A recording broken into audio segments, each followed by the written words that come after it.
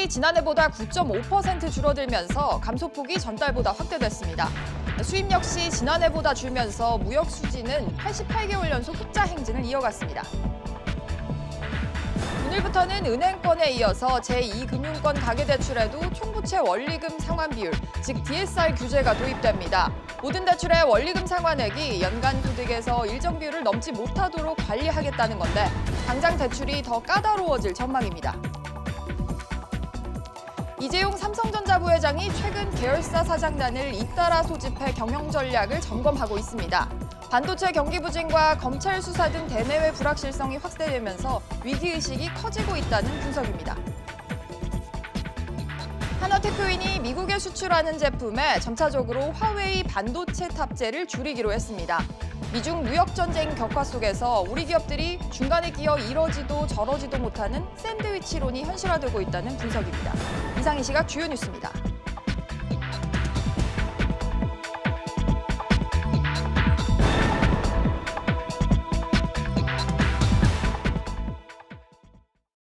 (6월 17일) 월요일 백브리핑 시시각각 시작합니다. 첫 소식입니다.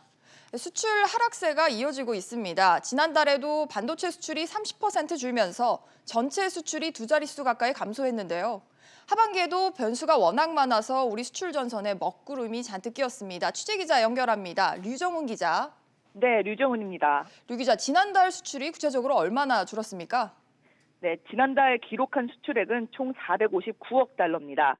지난해 같은 달과 비교해 9.5% 감소한 규모입니다. 4월에는 감소폭을 2%까지 줄였는데 5월에 다시 두 자릿수 가까이 감소폭이 늘어났습니다. 지난해 12월에 감소로 돌아선 수출은 올 2월에는 11.4%까지 감소폭을 키웠고 지난달까지 6개월 연속 감소세를 이어가고 있습니다. 수입은 지난해보다 1.8% 감소한 436억 달러를 기록해 무역 수지는 2012년 2월 이후 88개월째 흑자를 달성했습니다. 네, 이렇게 수출이 부진을 면치 못하는 원인은 뭡니까? 네, 주력 수출 품목의 부진이 컸는데요. 그중에서도 반도체 수출 부진이 뼈아팠습니다. 지난달 반도체 수출은 29.2% 감소한 77억 9천만 달러에 그쳤습니다.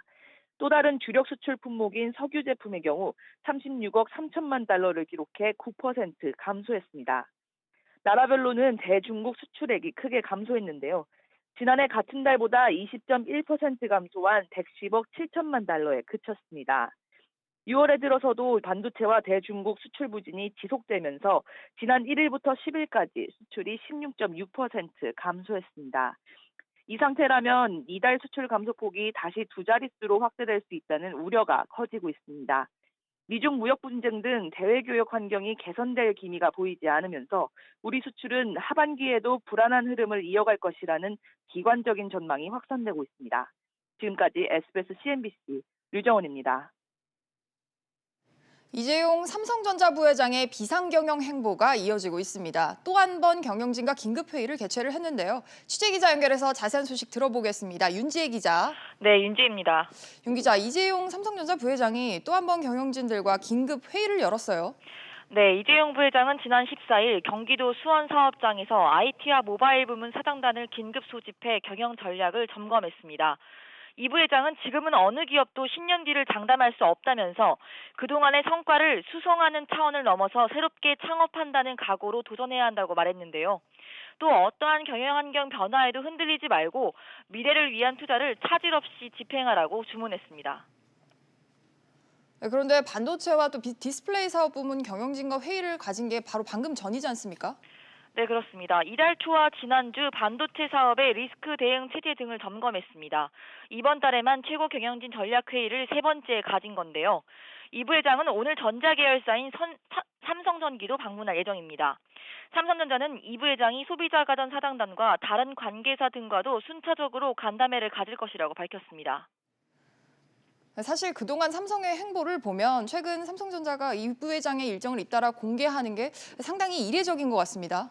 네, 맞습니다. 재계 안팎에서는 최근 급변하는 글로벌 경영 환경과 미중 무역 전쟁 등 때문에 위기의식을 가져야 한다는 메시지를 대내외에 알리기 위한 것으로 보고 있습니다. 아울러 일부에서는 삼성 바이오로직스 분식회계에 대한 검찰 수사와 자신에 대한 대법원 판결 등을 염두에 둔 전략적 행보라는 분석도 나옵니다. SBS CNBC 윤지혜입니다. 국내 한 영상보안 장비 업체가 중국 화웨이로부터 공급받는 물량을 축소할 계획입니다. 국내 기업 가운데 화웨이 제품 축소 방침을 세운 곳은 이번이 처음인데요. 자세한 내용 취재기자 연결해서 더 알아봅니다. 최나리 기자. 네, 최나리입니다. 최 기자, 국내 기업이 화웨이와의 거래 물량 축소 방침을 세웠어요.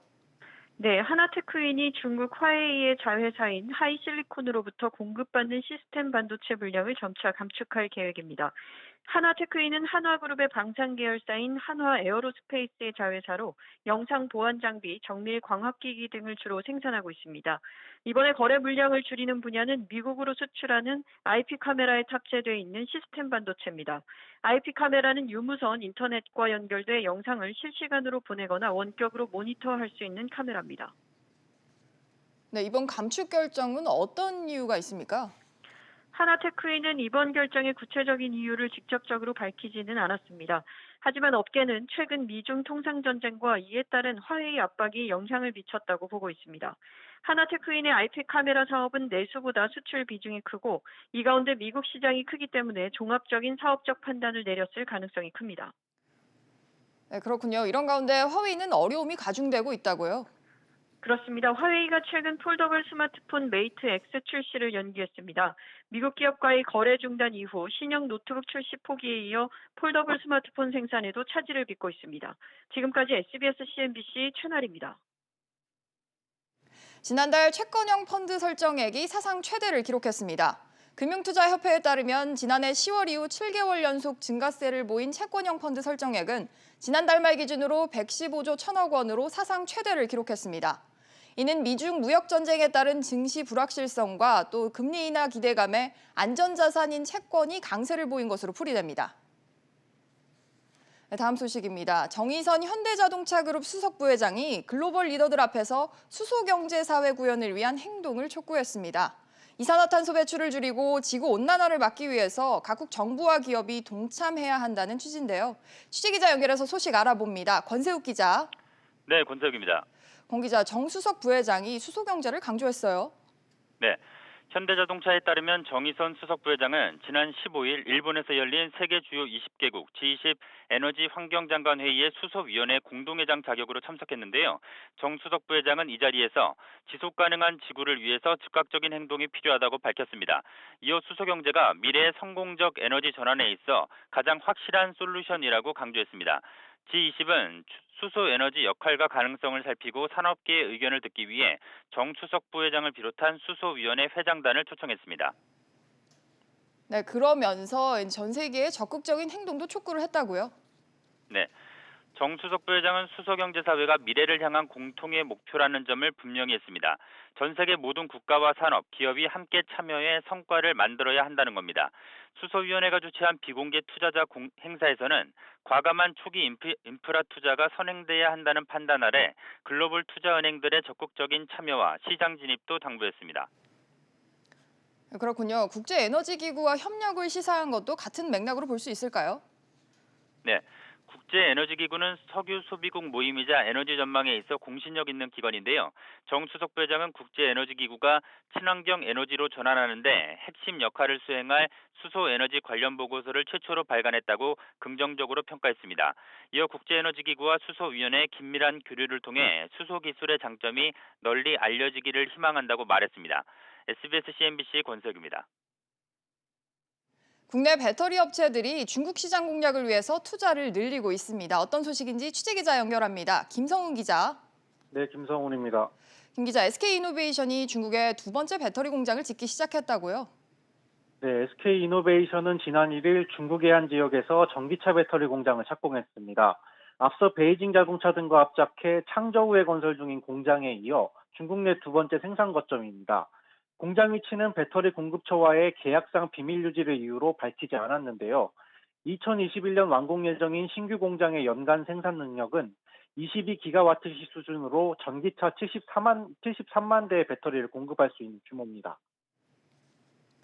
네, 경쟁사인 LG화학과 또 삼성 SDI도 중국 투자를 늘리고 있죠. 네, LG화학은 중국 지리 자동차와의 전기차 배터리 합작법인 설립 계획을 발표했습니다. 올해 말 착공에 들어가 2021년 말까지 전기차 16만 대의 배터리를 공급할 수 있는 생산 능력을 갖출 계획입니다. 삼성 SDI도 중국 시안 공장의 증설을 검토하고 있습니다. 네, 이렇게 배터리 업체들이 중국 시장 공략에 앞다퉈 나서는 이유는 뭡니까? 네, 중국 전기차 시장을 선점하기 위한 포석으로 보입니다. 중국 정부가 2017년부터 자국산 배터리를 장착한 전기차에만 보조금을 주면서 국내 배터리 업체들은 시장 경쟁이 사실상 불가능했는데요. 이 정책이 2021년 폐지될 것으로 예상되면서 시장 공략을 위한 채비에 나선 것으로 풀이됩니다. 한 조사업체에 따르면 중국 전기차 판매량은 내년 150만 대에서 2025년 580만 대까지 빠르게 성장할 것으로 예상됩니다. SBS CNBC 김성훈입니다. 우리금융그룹이 앞으로 5년 동안 창업과 벤처 또 중소기업 등 혁신성장 기업에 33조 원을 지원합니다.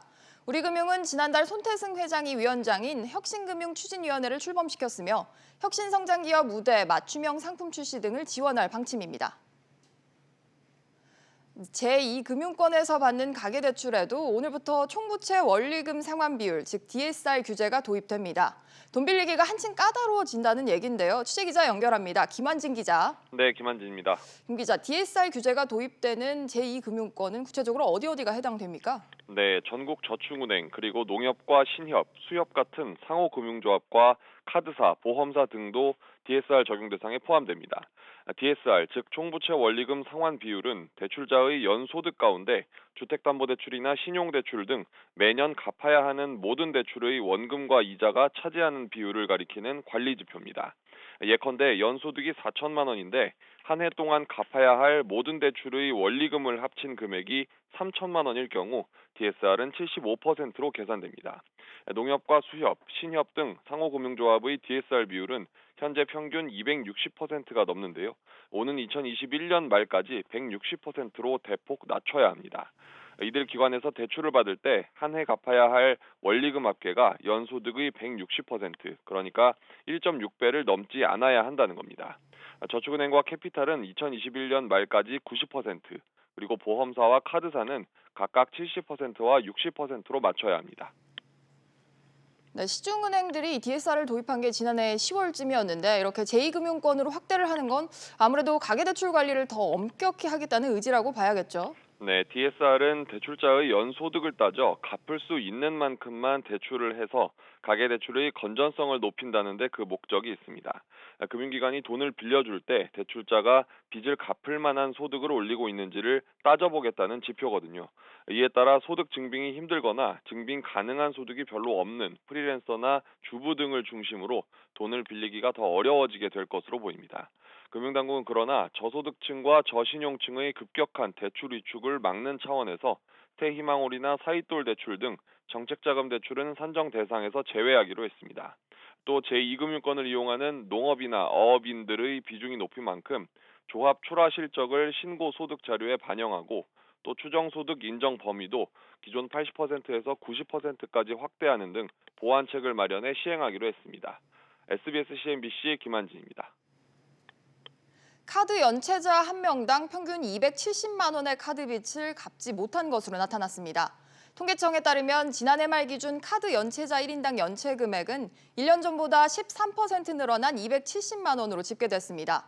성별로 보면 남성 1인당 연체액은 300만 원으로 여성 220만 원보다 80만 원 많았고 연령별로는 40대가 10만 4천 명으로 가장 많았습니다.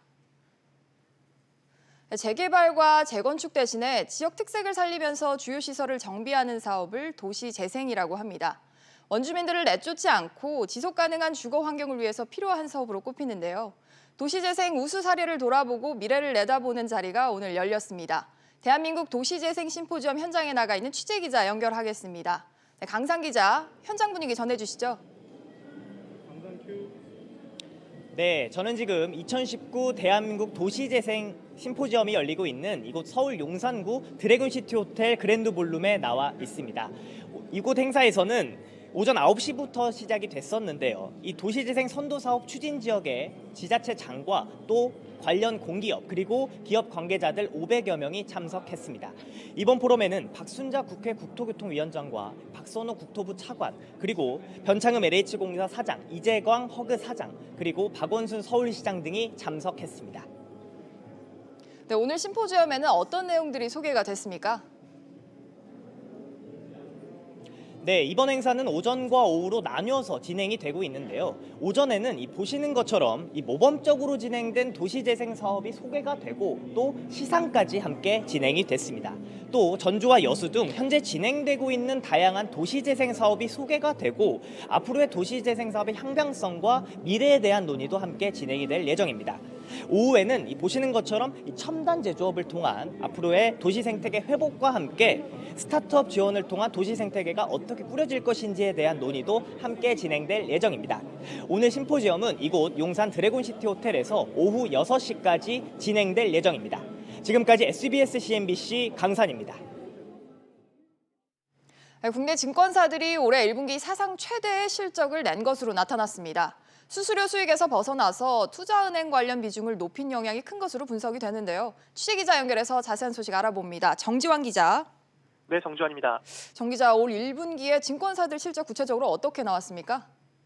네, 금융감독원에 따르면 증권사 56곳의 올해 1분기 당기순이익은 1조 4,602억 원으로 지난해 4분기와 비교해 9,456억 원 증가했는데요. 이는 지난 2007년 1분기 이후 분기별 최대 실적입니다. IB와 자산관리 부문의 비중이 증가하면서 수익이 다각화되고 주가지수와 연계된 펀드 관련 이익이 증가하는 등 기타 자산 손익이 크게 늘어난 것으로 나타났습니다. 네, 장부를 들여다보면 구체적으로 어떤 부분에서 수익이 난 거죠? 네, 주요 항목별로 살펴보면 수수료 수익은 2조 2,422억 원으로 지난해 같은 기간보다 153억 원 증가했는데요. 수탁 수수료는 0.7% 증가하는 데 그쳤지만 자산관리 부문 수수료는 10%, IB 부문 수수료는 8% 증가한 모습을 보였습니다. 특히 올 1분기 기타 자산 손익이 큰 폭으로 늘었는데요. 기타 자산 손익은 1조 4,784억 원으로 전분기보다 1조 6,758억 원 증가했습니다. 이 가운데 펀드 관련 이익은 7,015억 원으로 전분기와 비교해서 1조 4,384억 원 늘었습니다. 이는 주가지수와 연계된 펀드 관련 이익이 증가한 영향이 큰 것으로 분석됩니다. SBS CNBC 정주환입니다. 다음은 조선업계 소식입니다. 현대중공업이 대우조선해양 인수를 위한 기업결합 심사 절차에 본격 돌입합니다. 하지만 노조의 반발은 여전한 상황인데요. 어떤 상황인지 취재기자 연결합니다. 오정인 기자.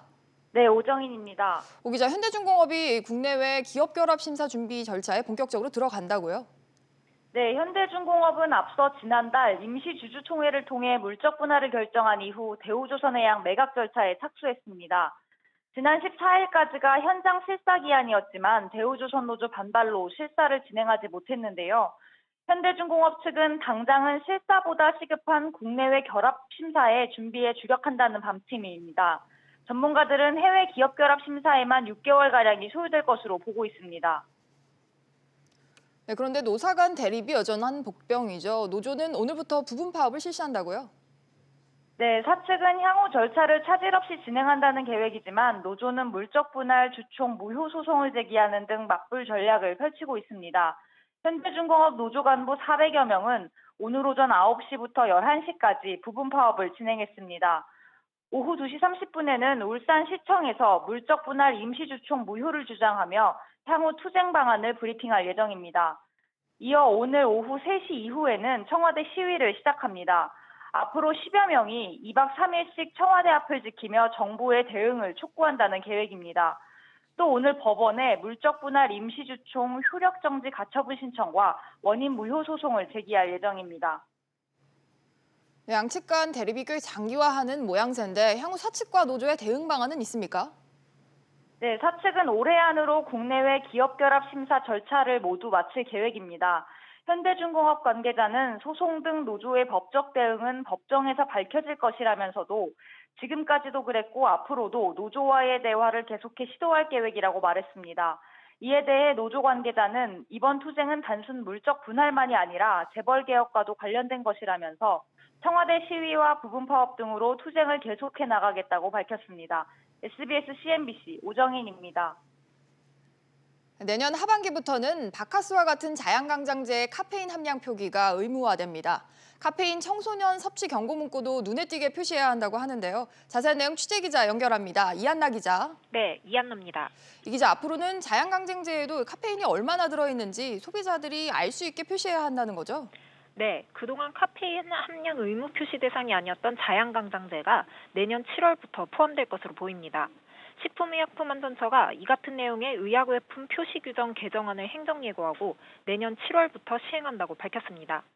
현재 시중에 파는 에너지 드링크, 캔커피 등 고카페인 음료는 모두 식품으로 분류돼 카페인 함량 표시 기준을 적용받고 있는데요.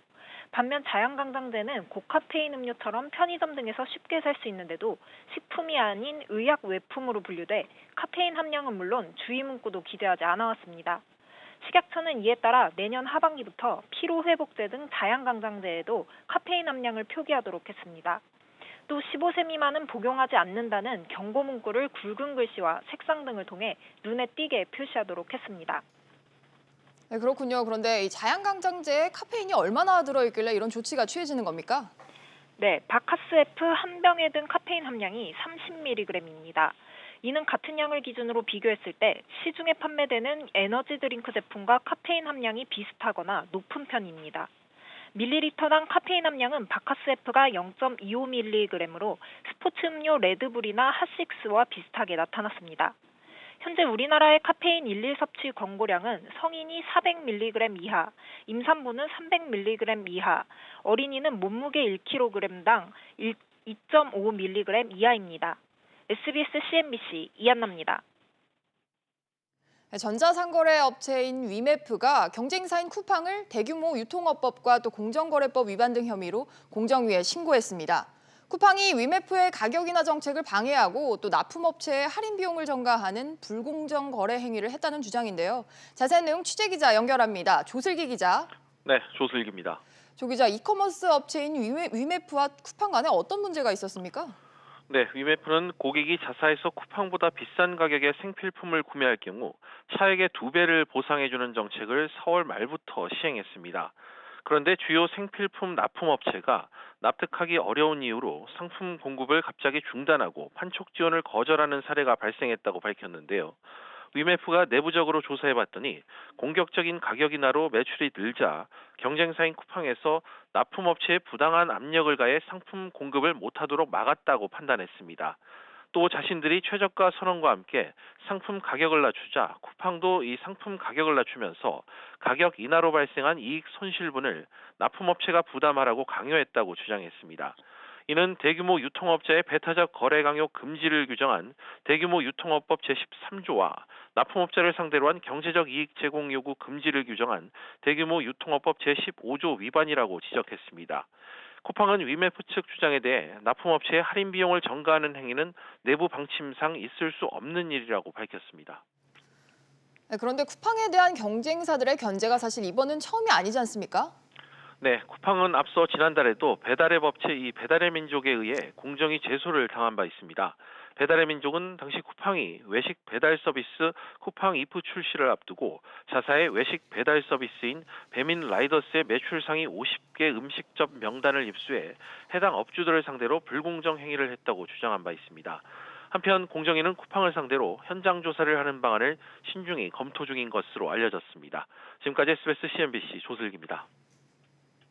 지난달 전국의 주택 매매 거래가 2006년 이후 가장 적은 수준으로 떨어졌습니다. 국토교통부에 따르면 지난달 전국 주택 매매 거래량은 총 5만 7천여 건으로 1년 전보다 16% 감소했으며 서울의 경우 31%, 수도권도 23.5% 급감했습니다. 반면 전월세 거래는 모두 15만 9천여 건으로 6.8% 늘었습니다. 증시 상황입니다. 국내 증시 현재 약보합권에서 거래가 되고 있습니다. 코스피가 0.03% 내림세로 2,094포인트, 코스닥 역시 0.09% 내리며 721포인트 보여주고 있습니다. 오늘 눈에 띄는 종목들 함께 살펴보시죠. 우선 현대차입니다. 지금 정의선 부회장이 G20 환경장관 회의에 참가를 해서 수소 경제를 위한 행동을 촉구했는데요. 주가는 하락세입니다. 0.36% 내리고 있고요. 하나 같은 경우에 현재 1.31% 오름세 보여주고 있습니다. 계열사인 하나테크윈이 화웨이 물량을 줄이기로 한 소식이 영향을 준 것으로 보입니다. 또 삼성전자 보실까요? 현재 0.57% 내림세 보여주고 있는데요. 이재용 부회장이 연일 위기의식을 주문하면서 지금 새 창업각오로 도전하라 이렇게 당부를 했는데 주가는 하락세 보여주고 있습니다. 마지막으로 SK이노베이션입니다. 지금 2조를 투입해서 중국의 제2호 배터리 공장에 착공했다고 하는데요. 주가는 현재 내리면서 0.63% 내림세 15만 8,500원에 거래되고 있습니다. 지금까지 증시 상황이었습니다. 오늘 준비한 소식은 여기까지입니다. 시청해주신 여러분 고맙습니다.